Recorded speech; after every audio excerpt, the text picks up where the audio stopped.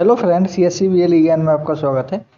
आज मैं बात करने वाला हूँ यूपी ट्रिपल एससी एएनएम की भर्ती के लिए। जी हाँ दोस्तों, आपने सही सुना, 12वीं पास भी कर सकते हैं आवेदन। इसका आवेदन जो है 15/12/2021 से 5/1/2022 तक आप आवेदन करा सकते हैं। अब मैं इसके लिए आपके लिए इसकी वैकेंसी के बारे में बताता हूँ। यूपी में महिलाओं को नौकरी पाने का बड़ा मौका, 9,000 से ज़्यादा पदों पर आवेदन प्रक्रिया जो है 15 तारीख से शुरू कर दी गई है। ठीक है, इसके लिए आवेदन करने के लिए आपको जो है UP SSC.gov.in पर जाकर जाएं और ज़्यादा जानकारी के लिए आधिकारिक नोटिफिकेशन पढ़ लें। ठीक है दोस्तों, अब मैं बात करने वाला हूं, अगर आप UP SSC 2021 में यूपी में महिलाओं को नौकरी पाने के लिए सुनहरा मौका है। जो महिला मेडिकल क्षेत्र में अपना करियर बनाना चाहती हैं उनके लिए 9,000 से ज़्यादा रिक्त पद पर भर्ती निकाली गई है। दरअसल में ये भर्ती उत्तर प्रदेश की सर्वोडेनिक सर्विस सिलेक्शन कमीशन की ओर से महिला हेल्थ वर्कर के रिक्त पदों को भरने के लिए की जा रही है। इसके तहत जो है 9,212 पद पर ये भर्ती की जाएगी। ठीक है दोस्तों, आवेदन की प्रक्रिया जो है मैंने आपको पहले ही बता दिया था, 15 दिसंबर 2021 से शुरू हो चुकी है और आवेदन की अंतिम तिथि जो है 5 जनवरी 2022 तक है। आवेदन करने के लिए आप जो यूपी ट्रिपल एससी की ऑफिशियल वेबसाइट पर जाएं। ठीक है, अब मैं आपके लिए बात करने वाला हूं इसमें कैटेगरी के लिए। इसमें जनरल कैटेगरी के लिए 4,865 पद, ओबीसी के लिए 1,660 पद दिए हैं और ईडब्ल्यूएस के लिए 921 सॉरी, ईडब्ल्यूएस के लिए जो है 921 पद दिए हैं और एससी के लिए 1,346 पद हैं और एसटी के लिए 420 पद हैं। इन पदों पर भर्ती के लिए कम से कम 12वीं पास होना चाहिए। इसके अलावा आवेदक का ऑक्सीलियर नर्स या मिडवाइस यूपी नर्सिंग काउंसलिंग में रजिस्ट्रेशन होना अनिवार्य है। अब मैं आपके लिए उम्र सीमा की बात करते हैं तो उम्मीदवार की उम्र 18 से 40 वर्ष से कम होनी चाहिए। आरक्षित वर्ग के उम्मीदवार को नियमानुसार जो है आयु में छूट मिलेगी। ठीक है, इसकी आयु की गणना जो है इस वैकेंसी में 1 जनवरी 2021 पर आधारित होगी। अब आपके लिए कैसे करना है, सबसे पहले आप ऑफिशियल वेबसाइट पर जाएंगे UP SSC.gov पे, फिर होम नोटिफिकेशन पर जाएं, direct general family welfare Uttar Pradesh Lucknow पर लिंक पर क्लिक करें, फिर अप्लाई पर क्लिक करें।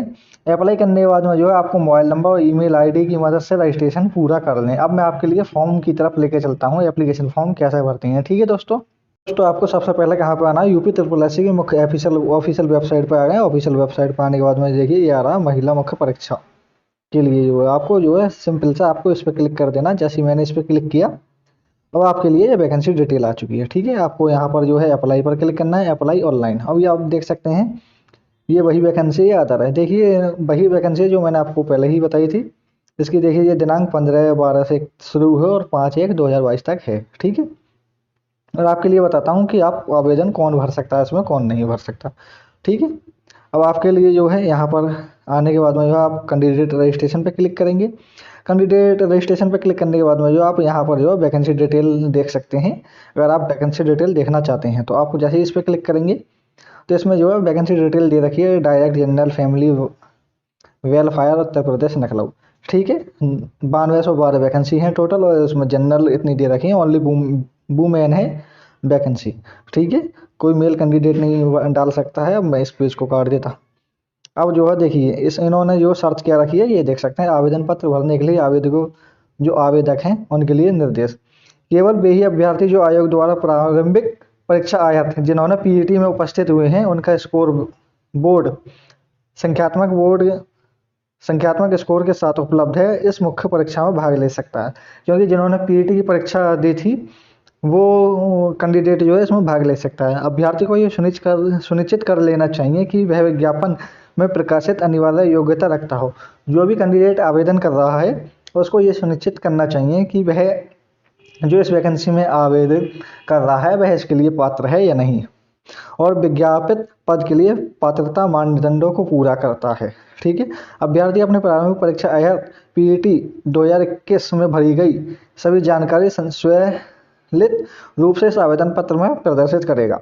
अभ्यर्थी की मुख्य परीक्षा के लिए आवेदन भरते समय अपनी शैक्षिक और अन्य योग्यताओं से संबंधित जानकारी को संशोधित कर सकता है। जो कैंडिडेट इसमें फॉर्म भर रहा है वो आवेदन करते समय जो अपने जो शैक्षिक है और उसकी संबंधित योग्यताओं को जो है संशोधित कर सकता है। अभ्यर्थी को मुख्य परीक्षा के लिए आवेदन करते समय कोई आवेदन शुल्क या परीक्षा शुल्क का भुगतान करने की आवश्यकता नहीं होगी। देखिए इन्होंने 5वें नंबर पर दे रखा है, अभ्यर्थी जो मुख्य परीक्षा के आवेदन करते समय आवेदन शुल्क या परीक्षा शुल्क का कोई भुगतान नहीं करना होगा, अपितु उन्हें सिर्फ 25 रुपये का ऑनलाइन आवेदन प्रसंस्करण शुल्क के रूप में debit card, credit card, net banking या यूपीआई के माध्यम से भुगतान कर सकता है। ठीक है दोस्तों, अब छठे कॉलम पे दे रहा है, अभ्यर्थी को आवेदन पर संस्करण शुल्क के भुगतान के बाद में जो अभ्यर्थी डैशबोर्ड के माध्यम से केवल निम्नलिखित क्षेत्र में ही संशोधन करने की सुधार की अनुमति दी जाएगी।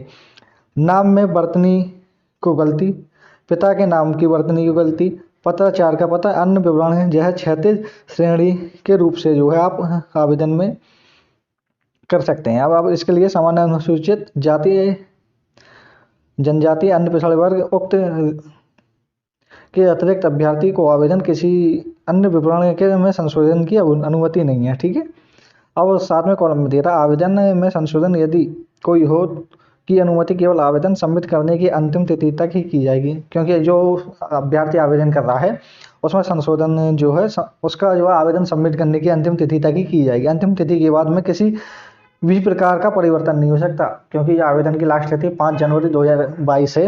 उसके बाद में आप जो है आवेदन में किसी प्रकार का परिवर्तन नहीं कर सकते।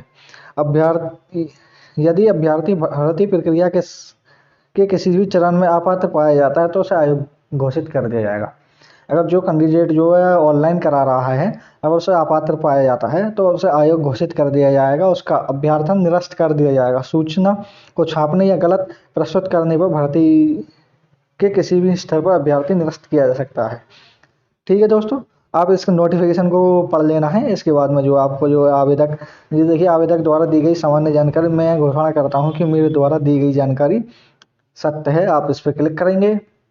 इस पर क्लिक करने के बाद में यहाँ पर देखिए पीईटी रजिस्ट्रेशन मांग रहा है, जन्म तिथि, फिर इसके बाद में कैंडिडेट फीमेल चुनना है, क्या आप उत्तर प्रदेश के निवासी हैं यहाँ चुनना है, आपको इस पर कैटेगरी डालनी है, कैटेगरी SC OBC जनरल जो भी हो। आप उसमें क्लिक करने के बाद में जो आपको कैप्चर डालने के बाद में सबमिट एंड प्रोसेस पे क्लिक कर देंगे तो आप आवेदन कर पाएंगे। ठीक है दोस्तों, मैं उम्मीद करता हूँ अगर मेरे द्वारा दी गई जानकारी आपको बहुत अच्छी लगी हो तो मेरे YouTube चैनल CSCBL ज्ञान को लाइक, शेयर और सब्सक्राइब करना ना भूलें। आपका बहुत बहुत धन्यवाद दोस्तों।